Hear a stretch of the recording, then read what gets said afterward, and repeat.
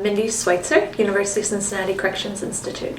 I'm currently the Associate Director, one of 3, and my primary responsibilities are not only to lead and support the team, but to train correctional staff and agencies out in the community regarding best practices in offender rehabilitation. We work closely with agencies to not only train, but design and develop programs, and then ultimately to evaluate them and to help them meet some of the indicators of best practice.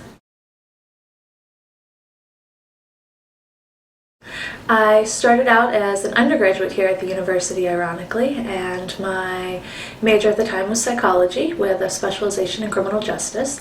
And after earning my Bachelor of Arts from UC, I went to work at a residential treatment center for juvenile delinquents here in Cincinnati. And I spent a short amount of time there before quickly realizing that the day-to-day responsibilities and monitoring of the youth in the program was great, but that I wanted to work with direct service delivery in terms of kind of the groups and the treatment services that they were receiving. So I applied to graduate school and I earned my Master's of Arts degree in forensic psychology. And then I returned to the same residential treatment program, but this time in their psychology department. And I was tasked with a lot of actuarial risk assessments along with clinical assessments. One of my other major responsibilities was the delivery of treatment programs. So I facilitated quite a few structured treatment groups that targeted the criminogenic needs of the youth in the program. And luckily, a lot of that experience prepared me for the job here at UC. So after quite a few years at the agency, the position at UC opened up, and with my experience in delivering the services to the youth, actuarial risk assessments, and also some of my responsibilities at the agency include training and program development. So with that experience, I was accepted here at the university and have been here now for almost 6 years.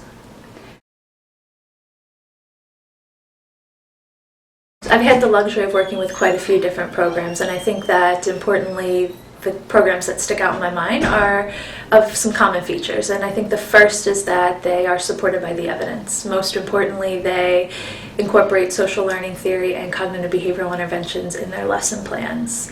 It's also been my experience that programs that target criminogenic needs stand out above those programs that target non-criminogenic needs.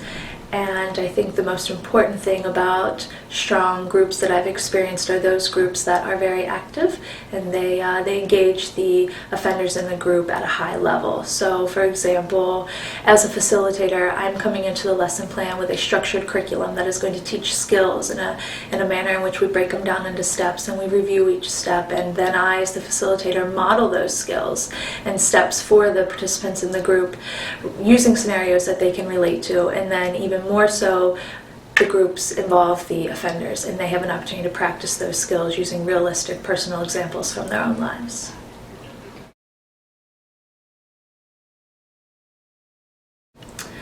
Clients aside, I think that one of the most difficult challenges facing correctional counselors today is the political climate in which we are faced. I think that a lot of correctional programming decisions are based on the current political climate, and that means that resources, including funding and program types, are impacted. I think that one of the other considerations is that the political climate changes rapidly, so the programming that is funded is often faced with an end date that's a little sooner than maybe the program expected. One of the other challenges I think that correctional counselors in this field face is staff turnover. A lot of programs suffer from new staff coming right out of college and programs, entering and quickly turning over to new career opportunities, which is certainly a good thing for the field, but it provides a challenge to staff out in the community running programs. Most importantly, I think that our field is at a unique juncture. I think that we have a nice, well-established research base that clearly identifies what works in the field. But I think that we are at a unique point of finding a science of implementation. So how do we take what the research is telling us works and put it into practice in the programs, out in the community and in the specific institutions? I think that as a correctional counselor, one of the greatest challenges is taking that evidence and putting it into a real-world program.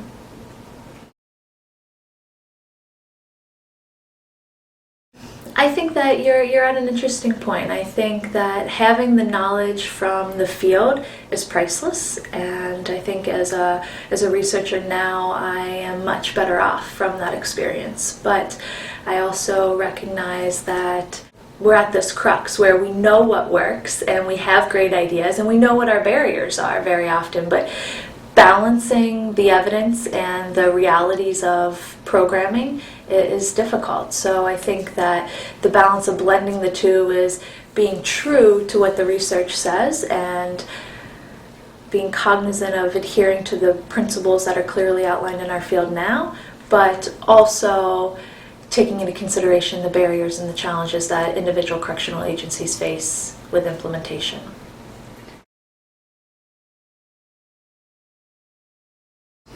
I would say be enthusiastic about learning.